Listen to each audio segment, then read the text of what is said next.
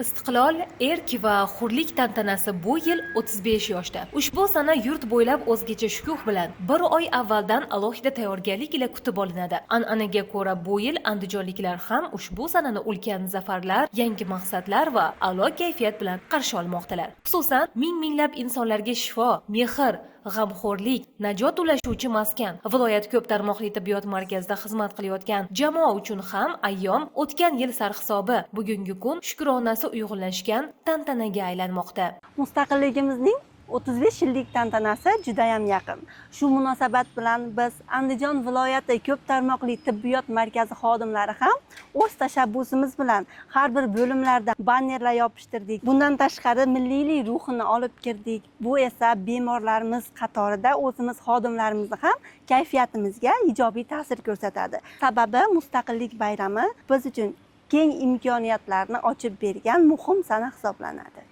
Bayram arafasida shuningdek markazning yosh xodimlari uchun yangi bino yoshlar markazi foydalanishga topshirildi. Tashabbus, bilim va ijodni bir nuqtada jamlagan ushbu markaz xodimlarni nafaqat shifokor, balki ijodkor sifatida ham qobiliyatlarini yuzaga chiqaradigan manzilga aylanmoqda.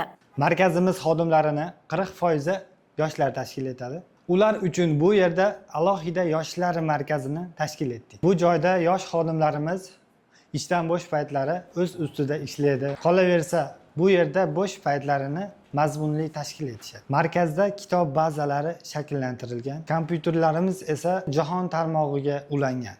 Bu esa ularga qo'shimcha imkoniyatlar yaratadi. Bayram arafasida shuningdek, viloyat ko'p tarmoqli tibbiyot markazining 5 nafar xodimiga xush xabar keldi. Ya'ni uzoq yillardan buyon uy-joy umidida bo'lganlar uchun yangi boshpana taqdim etildi.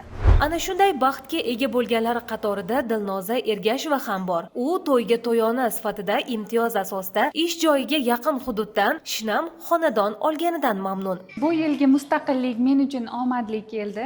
Subsidiya chiqdi. Juda ham xursandman. O'zimga yoqqan uyda tanladim. Endi mana shu yangi uyimda oilam bilan, farzandlarim bilan baxtli hayot kechiraman. Aslida mustaqillikning mazmuni ham shunda. Inson uchun yaratilayotgan imkoniyatlar, mehnatning qadri va ertangi kunga mustahkam ishonch. Markazda mustaqillikkacha erishilgan natijalar faqat bu emas. Bir yil ichida bu yerda bir qancha murakkab turdagi jarrohlik amaliyotlari ham yo'lga qo'yildi. Raqamlarda gapiradigan bo'lsak, 2 nafar bemorda jigar, 5 nafar fuqaroda buyrak ko'chirib o'tkazish amaliyoti muvaffaqiyatli o'tkazildi. 200 dan ortiq chanoq son suyak bo'g'imiga implantatsiya qo'yildi. Bu esa bemorlar uchun, viloyat aholisi uchun qilinayotgan yangiliklar. Bir so'z bilan aytganda, markaz uchun mustaqillik tantanasi har tomonlama omadli kelmoqda.